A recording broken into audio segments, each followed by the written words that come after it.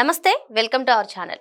పోసాని కృష్ణమురళిని సిఐడి పోలీసులు కస్టడీకి కోరగా గుంటూరు 6 అదనపు జూనియర్ న్యాయస్థానం అయితే ఒక రోజు కస్టడీకి ఇచ్చింది. మరి ఇప్పటికే అరెస్ట్ అయిన వెంటనే ఆయన పలువురు పేర్లు అయితే చెప్పగా, మరి ఈ కస్టడీలో ఆయన ఎవరి పేర్లు చెప్తారనేది కూడా ఆసక్తికరంగా మారింది.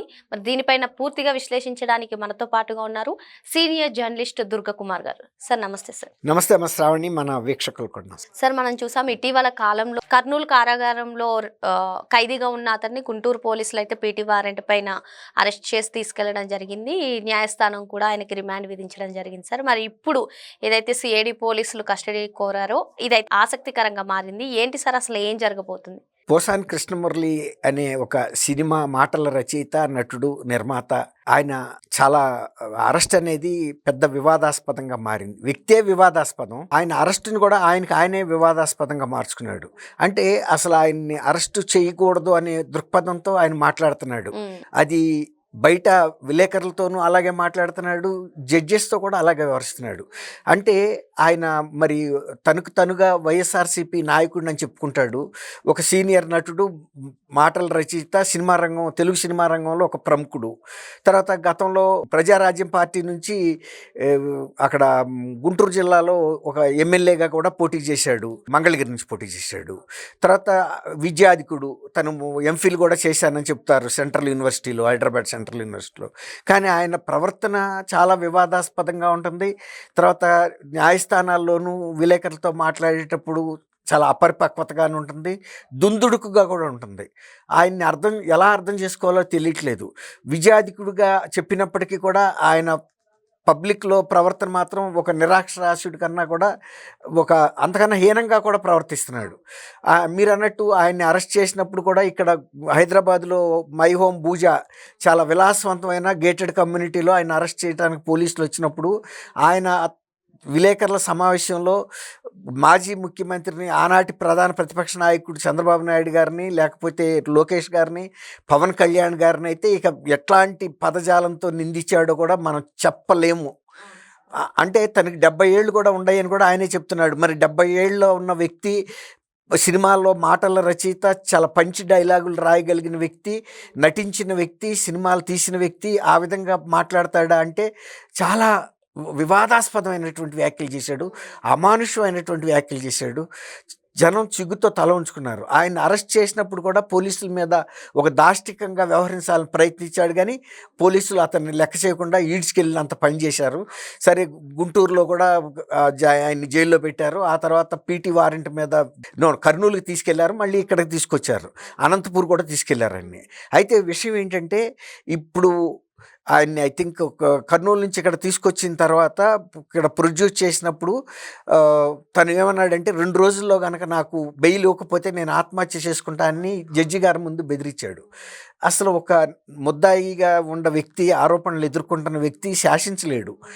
ఈ బెయిల్ ఇవ్వటం అనేది అది జడ్జి గారి విచక్షణకు సంబంధించిన అంశం, మనం శాసించలేము. కానీ ఆయన రోజులు లేకపోతే నేను ఆత్మహత్య చేసుకుంటానన్నాడు. రెండోది, నేను తప్పు చేయలేదు, తప్పు చేస్తే నరికేయమని చెప్పి ఎమోషనల్ అయిపోయి ఏడ్చేశాడు కోర్టులో. అంత వ్యక్తిత్వం, అంత వయసు, అంత అనుభవం ఉన్న వ్యక్తి న్యాయ వ్యవస్థ గురించి తెలియదు అని అనుకుంటాం చాలా నమ్మలేకపోతున్నాం. రెండోది, అతను ప్రజా జీవితంలో ఎలా మాట్లాడాలో కూడా తెలియకుండా మాట్లాడి, నేను విలేకరుల సమావేశంలో ఇలా మాట్లాడితే అరెస్ట్ చేస్తారన్న అంశం నాకు తెలియదు అంటున్నాడు. అంటే నువ్వు ఒక సెలబ్రిటీవి అనే దృక్పథంతో ఎవరినైనా, వాళ్ళ కుటుంబ సభ్యులను కానీ నీ ఇష్టానికి దూషిస్తే ఎలా ఒప్పుకుంటుంది అనుకున్నాడో చట్టం మనకు అర్థం కాదు. అట్లాగే తను నేను కనుక నేరం చేస్తే నన్ను నరికేయమని అన్నాడు. అసలు అట్లా నరికేసే కన్నుకు కన్ను, పన్నుకు పన్ను లాంటి న్యాయ వేసే వ్యవస్థ భారత శిక్షా స్మృతిలో లేదు. ఇది ఏదైనా కూడా ఒక చట్టం ప్రకారం వెళ్తుంది. అంటే ఏ సెక్షన్ల ప్రకారం నువ్వు నేరం చేసినట్టు రుజువు అయితే ఆ సెక్షన్ ప్రకారం ఎంత శిక్ష వేయాలో అంతే వేస్తారు. అంతే తప్ప ఇది సౌదీలాగా నువ్వు ఒకటి కన్ను పొడిస్తే నీకు కన్ను పడవమని చెప్పరు, నువ్వు అతను చెయ్యి తీస్తే ఇక్కడ చేయి తీయమని చెప్పరు, నరకమని చెప్పరు. కావాలంటే నువ్వు ఘోరమైన శిక్ష నేరం చేస్తే మొన్న మిర్యాలగూడలో వేసినట్టు ఉరిశిక్ష కూడా వేస్తారు. వేయరని కాదు, రేరెస్ట్ ఆఫ్ ద రేర్ కేసులో వేస్తారు. ఇప్పుడు నువ్వు చేసిన నేరానికి ఆ సెక్షన్ ప్రకారం వేస్తారు, ఆగు నువ్వు. అంతేగాని ఇప్పుడే నువ్వు నన్ను నరికేయమని ఏడ్చి కింద కోర్టులో పొరలాడటం అనేది అతను కరెక్ట్ కాదు కదా. ఇప్పుడు ఆయన్ని సిఐడి కస్టడీకి అడిగింది. ఎందుకు అడిగిందంటే వాళ్ళు కూడా ఇతని గురించి సిఐడిలో కేసులు ఉన్నాయి కాబట్టి విచారించాలని. అది ఇంకొక మాట కూడా అన్నాడు, నా మీద ఇన్ని కేసులు ఉన్నట్టు కూడా నాకు తెలియదు అని అన్నాడు.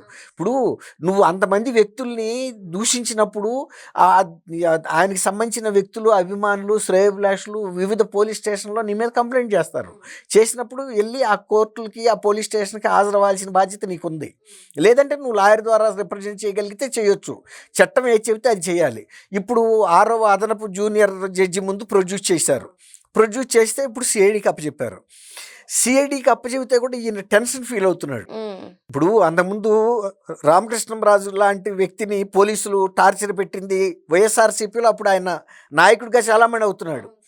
అలాంటి వ్యవస్థ ఇంకా ఉందనే భయం ఆయనలో మనసులో దాగిపోయింది.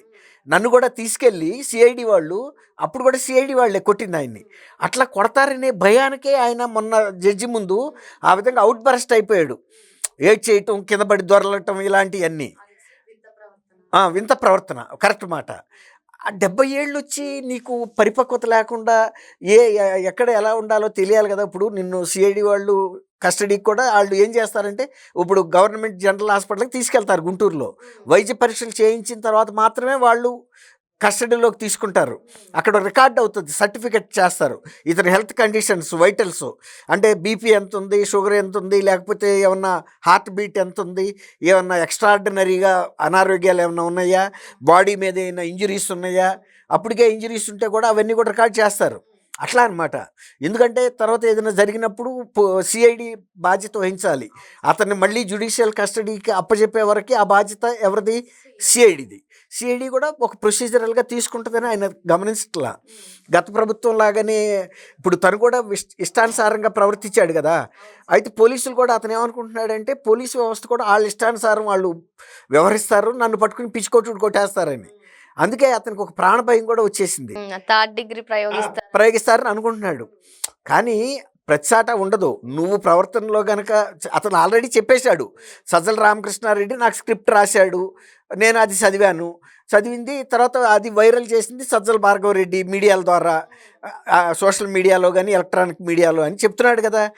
అట్లాగే ఇప్పుడు సిఐడి కూడా వాళ్ళకుండా ఇన్ఫర్మేషన్ బట్టి క్వశ్చన్స్ ఇంట్రాగేషన్ చేస్తారు. ఇంట్రాగేషన్లో సరైన సమాధానాలు చెబితే వాళ్ళు కూడా ఇతని పట్ల దురుసుగా వ్యవహరించాల్సిన సందర్భం రాదు. అట్లా అని ప్రతి వాడికి వెన్నముద్దలు తినిపించలేరు నేరస్తులకి. వాడు నాకు తెలియదు, నేను మర్చిపోయాను, నాకు గుర్తు లేదు అని ఓవర్ స్మార్ట్ సమాధానాలు చెప్పే సందర్భాల్లో పోలీసులు కూడా మరి వాళ్ళ డ్యూటీ వాళ్ళు చేయాలి కదా. ఇతను చేసిన తప్పులు ఏంటనేది రికార్డు మీదకి తీసుకురావాలి కదా. కాబట్టి అట్లాంటప్పుడు మరీ మనలాగా ఉంటారని కూడా మనం ఆశించలేము. అట్లాంటప్పుడు నీ బాధ్యతగా నువ్వు వ్యవహరిస్తే వాళ్ళు కూడా ఒప్పుకుంటారు. ఏది నువ్వు ఎందుకు చేసావు, ఎవరు చేయమన్నారు, లేకపోతే నువ్వు చేసింది తప్ప, ఓకే చేశానని ఒప్పుకున్నావు అనుకోండి, ఏముండదు. వాళ్ళు అవన్నీ రికార్డ్ చేస్తారు. ప్రతి క్వశ్చన్ రికార్డ్ అవుతూ ఉంటుంది. వాళ్ళు ప్రశ్న, ఈ సమాధానం, ప్రశ్న సమాధానం.